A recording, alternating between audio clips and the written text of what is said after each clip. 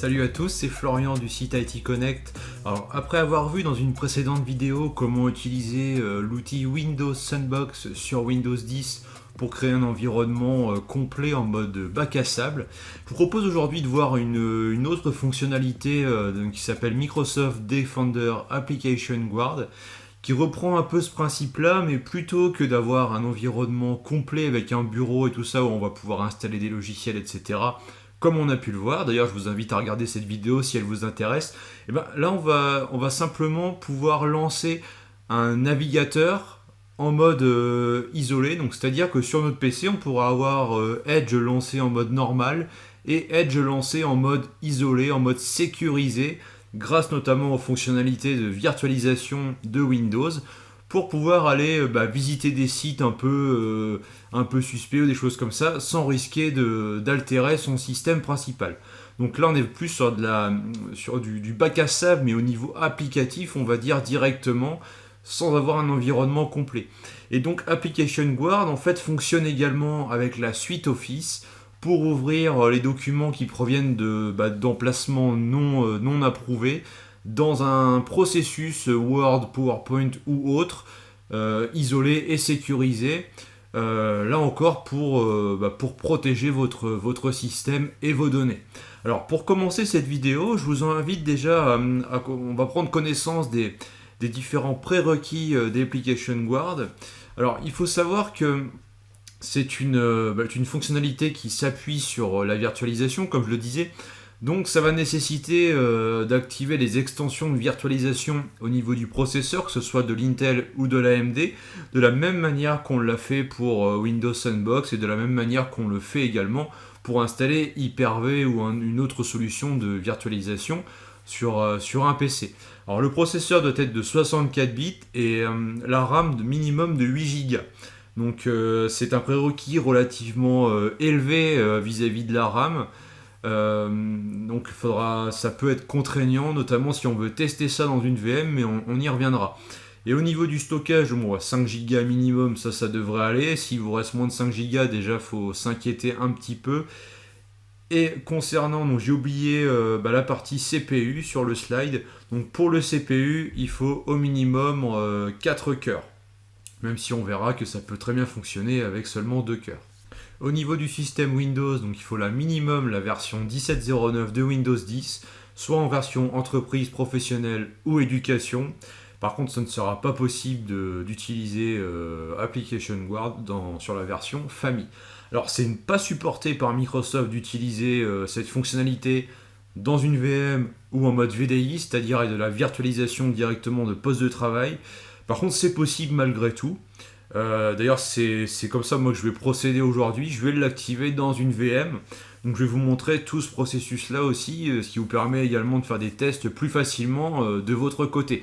Alors, pour terminer sur les prérequis, il faut savoir que Application Guard est compatible avec Microsoft Edge, donc le navigateur de Microsoft, de manière native à partir du moment où l'on active la fonctionnalité sur Windows 10. Et après, il y a deux extensions disponibles, une pour Firefox et une pour Chrome, donc ce qui permet de couvrir, on va dire, les trois navigateurs les plus couramment utilisés sur Windows.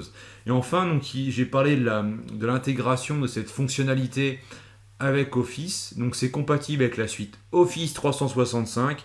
Malheureusement, il faut au minimum une licence E5 sur le compte qui veut utiliser la fonctionnalité. La licence E5 étant vraiment très chère en fait, puisqu'elle est facturée, il me semble, 60 € par mois par utilisateur, un truc comme ça. Donc moi, dans cette vidéo, je vais surtout faire un focus sur la configuration, l'installation et l'utilisation dans le navigateur Edge en fait, pour vous montrer ce que ça peut donner et l'utilité que ça peut avoir. Alors maintenant qu'on a fait un peu un tour d'horizon de tout ça, on va passer sur la démonstration pour voir Application Guard dans la pratique. Alors pour commencer, il faut qu'on configure la machine virtuelle de manière à ce que Windows accepte d'installer la fonctionnalité Microsoft Defender Application Guard à l'intérieur. Alors il faut commencer par exposer les capacités de virtualisation dans la VM pour faire ce que l'on peut appeler de la virtualisation imbriquée, comme on a pu le voir dans une précédente vidéo que je vous encourage aussi à regarder si ça vous intéresse. Donc ça se fait par l'intermédiaire d'une commande PowerShell set-vm processor avec le nom de la VM ici et on passe cette option là sur vrai. Donc on envoie cette commande et à partir de ce moment là, donc il nous reste à vérifier au niveau des paramètres de la VM, donc ici la VM Windows 10. Et donc au niveau des paramètres, déjà il va falloir que la VM elle démarre au minimum avec 4 Go de RAM. Même si vous utilisez la mémoire dynamique, vous devez la faire démarrer avec 4 Go. Et au niveau des CPU virtuels, eh ben, vous devez mettre ici 2. Si vous mettez un seul, déjà c'est pas en termes de performance, ça va pas être top. Et en plus, ça va pas passer au niveau compatibilité, même si finalement on va voir qu'en bidouillant un petit peu, on va y arriver, puisque je vous rappelle que les prérequis, c'est quand même 8 Go de RAM et 4 processeurs virtuels, enfin 4 cœurs. Donc là, on en est qu'à la moitié. Mais on verra qu'il y a une astuce dans le registre pour ça. D'ailleurs, maintenant, je vais démarrer la VM. Et puis on va voir comment installer Application Guard sur Windows 10. Donc me voilà sur la machine Windows 10. Donc maintenant, on va aller dans le registre. Donc on fait un clic droit ici, exécuter. On lance regedit pour aller donc modifier le registre. Et ça se situe en fait dans HKey Local Machine, Software, Microsoft, HVSI. Et donc ici, on va devoir créer en fait deux valeurs reg dword. Donc avec un clic droit, nouveau, valeur dword. Donc vous mettez le nom qui est ici pour la mémoire et le nom qui est ici pour les processeurs.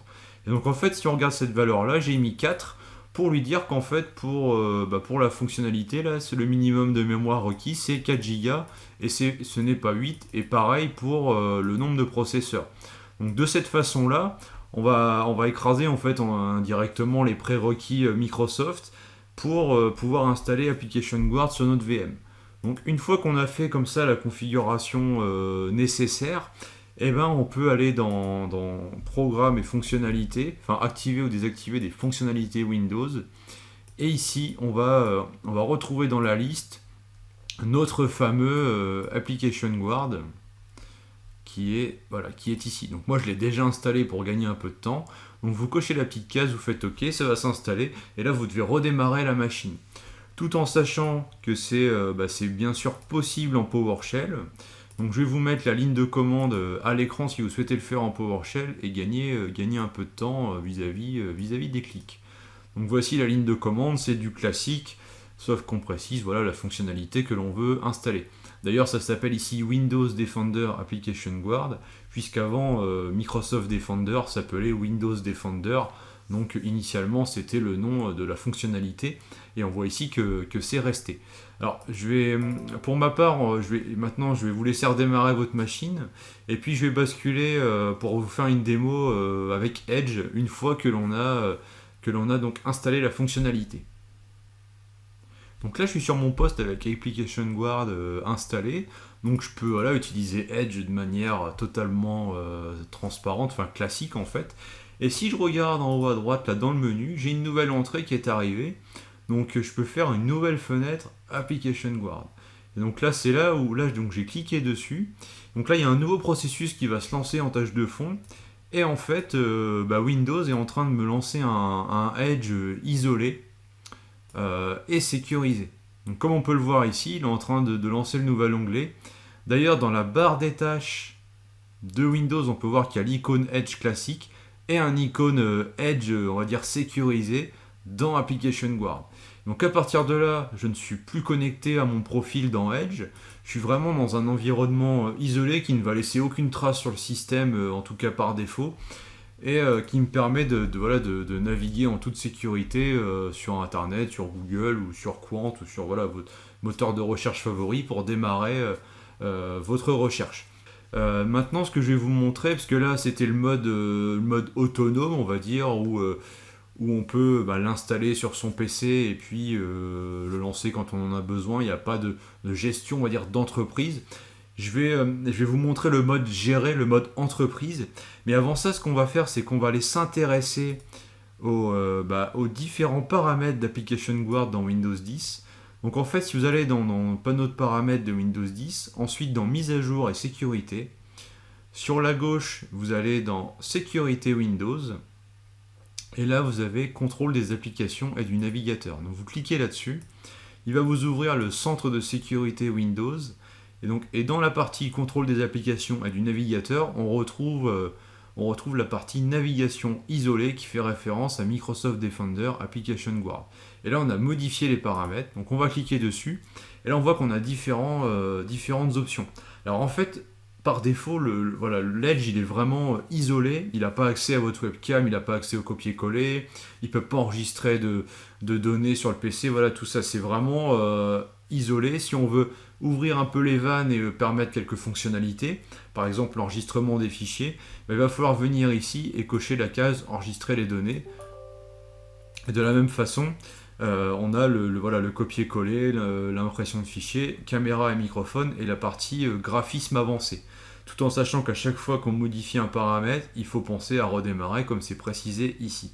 Voilà pour les paramètres, donc maintenant on va passer à la configuration du mode entreprise et on verra également qu'en GPO on retrouve exactement les mêmes options que celles qu'il y a actuellement à l'écran. Donc je me suis connecté sur un contrôleur de domaine. Donc d'ailleurs dans ce domaine il y a le PC Windows 10 que j'ai utilisé où j'ai installé Application Guard donc, qui est membre de ce domaine. Et là l'idée ça va être de configurer une GPO pour utiliser Application Guard en mode géré et donc d'appliquer des paramètres sur notre PC Windows 10. Alors dans la GPO, donc, je vous invite à la créer de manière habituelle. Moi j'ai donné tout simplement le nom de Microsoft Defender Application Guard. Donc on va modifier cette GPO et ce qu'on va faire c'est aller dans Stratégie, Modèle d'administration, Composants Windows et là vous allez trouver normalement Microsoft Defender Application Guard dans la liste, voilà ici. Et donc là on se retrouve bien avec différents paramètres et comme je vous le disais tout à l'heure, on a ici la possibilité d'activer l'accès à la caméra et au micro, d'accéder au presse-papier, voilà, donc toutes les options qu'on avait dans Windows 10, finalement on les a ici, ce qui va permettre d'automatiser la configuration d'Application Guard sur les postes sur lesquels vous souhaitez l'utiliser. Et donc là par exemple on a autorisé le téléchargement et l'enregistrement de fichiers, ce qui sera utile si vous avez Edge pour télécharger des fichiers et que derrière ce fichier là c'est un document Word par exemple et que vous souhaitez l'ouvrir de manière sécurisée dans Word, sous condition, je vous le rappelle, d'avoir la licence Office 365 qui va bien. Donc là ce qui va nous intéresser déjà c'est le paramètre activer Microsoft Defender Application Guard en mode géré. Donc ce paramètre là ce qu'il va falloir c'est l'activer. Et ensuite, on a 4 possibilités, donc 4 niveaux d'activation. Donc le niveau 0, c'est désactivé. Le niveau 1, ça active uniquement dans Edge, donc ce qu'on a vu précédemment. Le niveau 2, ça va activer au niveau applicatif, on va dire, donc là, ça va concerner Office. Et le niveau 3 va activer pour les deux environnements. Donc du coup, nous, ça sera plus soit le 1, soit le 3. Moi j'ai mis le 3 pour vous montrer un peu ce que ça donne dans Office, même si je n'ai pas la licence, on va voir qu'il y a un message d'avertissement pour le coup.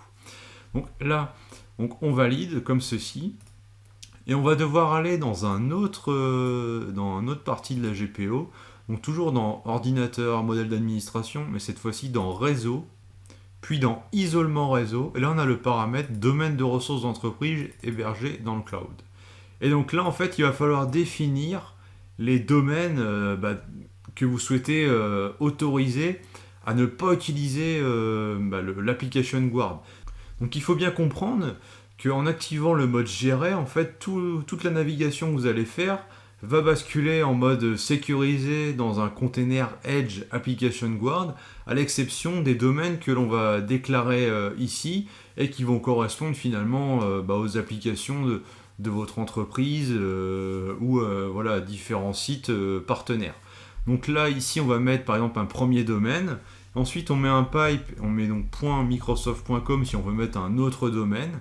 Et on verra que si on va sur ces sites-là, on ne passe pas en mode Application Guard, ce qui par contre n'est pas le cas avec tous les autres sites sur lesquels on pourrait aller. Donc une fois qu'on a fait notre GPO comme ceci, on va l'appliquer sur l'OU qui va bien. On va passer sur le poste client, faire un GPO update /force et puis on va redémarrer pour du coup prendre en compte ces nouveaux paramètres de GPO. Et puis on va tester ce que ça donne. Donc je vous reprends dans un court instant sur la VM Windows 10. Donc me voilà sur la machine Windows 10, donc sans plus attendre, je vais lancer le navigateur Edge. je vais aller sur itconnect.fr et donc là normalement je dois pouvoir accéder au site sans passer par Application Guard puisque je l'ai déclaré dans ma GPO. Donc on va laisser le site se charger tranquillement et dans le même temps je vais aussi aller sur le site Microsoft. Donc on peut voir que IT Connect c'est bien chargé directement dans Edge sans s'ouvrir en fait dans un container différent. Et concernant Microsoft, donc là c'est pareil, la fenêtre est en train de se charger. Donc maintenant, si je vais par exemple sur Booking, là qui est un raccourci sur la page d'accueil du navigateur, on va voir ce qui se passe. Donc là déjà on voit que l'adresse n'apparaît même pas dans la barre d'adresse du navigateur. Et on va se rendre compte en fait assez rapidement qu'il y a voilà, une nouvelle fenêtre Edge qui est en train de s'ouvrir directement et que ici en bas, j'ai bien un deuxième Edge en mode sécurisé, en mode Application Guard, qui est en train de s'ouvrir et de m'amener en fait sur le site Booking. Donc on voit bien ici d'ailleurs l'icône Application Guard qui apparaît, voilà, vous naviguez dans Application Guard pour Microsoft Edge. Et donc si en fait je télécharge un fichier à partir de ce mode-là, eh bien, il arrive dans téléchargement dans un dossier qui va s'appeler fichier non approuvé. Par exemple, là j'ai un modèle, voilà, j'ai chopé un modèle sur internet d'un fichier. Et donc si j'ouvre ce fichier-là, eh ben, dans le cas où j'aurais en fait une licence qui va bien sur ma suite Office, eh ben, le fichier s'ouvrirait dans un container Application Guard puisqu'il vient d'Internet. Sauf que là, moi, j'ai pas la bonne licence, donc il s'ouvre simplement en mode protégé. D'ailleurs, on voit bien ici qu'il y a un message. Cette fonctionnalité est activée, puisque je l'ai activée notamment par GPO, mais toutes les conditions requises ne sont pas remplies. Et donc là, si on clique sur le lien, ils vont nous expliquer sur la documentation Microsoft qu'on n'a pas la bonne licence. Enfin, voilà dans l'idée, ça peut permettre vraiment de sécuriser à la fois la navigation Internet, mais aussi l'ouverture des fichiers, notamment tous ceux que vous recevez par mail ou que vous pouvez télécharger sur Internet. Donc on va se protéger à la fois dans la navigation Internet, dans la messagerie, qui sont deux sources d'attaque vraiment très répandues et très fréquentes. Donc c'est vraiment très intéressant en fait d'avoir l'application Guard. Après il faut quand même des machines qui tournent bien, puisque on a vu qu'il fallait lancer voilà, un Edge qui s'appuie sur de la virtualisation, tout ça, donc c'est un peu plus long à lancer. Je pense qu'il est bien, c'est on le lance une fois le matin, et après on a les deux, on a le Edge classique d'un côté pour les domaines approuvés on va dire, et de l'autre pour faire tout ce qui va être navigation, puisque une fois qu'il est lancé, après c'est fluide à l'utilisation. De toute façon, si le navigateur met 3 minutes à s'ouvrir, dès qu'un utilisateur va aller sur un site, je pense que vous allez rapidement en entendre parler en tant que voilà, administrateur système et réseau. J'espère que cette démo de Microsoft Defender Application Guard vous a intéressé. Voilà une autre alternative à Windows Sandbox et un bon moyen de protéger, on va dire, ses postes clients. Vous pouvez l'utiliser en mode standalone, on va dire, en mode autonome, et après éduquer vos utilisateurs pour leur expliquer que s'ils ont besoin d'aller sur un site un peu suspect ou des choses comme ça, déjà de vous avertir et aussi d'utiliser l'application Guard autant que possible pour protéger leurs données et par la même occasion l'entreprise. Donc n'hésitez pas à me donner votre avis en commentaire, notamment si vous avez déjà pu expérimenter cette fonctionnalité. N'hésitez pas à vous abonner pour ne rien manquer des prochaines vidéos. Dans la description, je vous mets différents liens, notamment les liens vers les extensions Firefox et Chrome pour Application Guard, le lien vers le tuto sur le site itconnect.fr et aussi le lien pour ne pas vous oublier de vous abonner. N'hésitez pas à liker si ça vous plaît et à me donner votre avis. Et puis, on se retrouve très vite pour la suite. Ciao!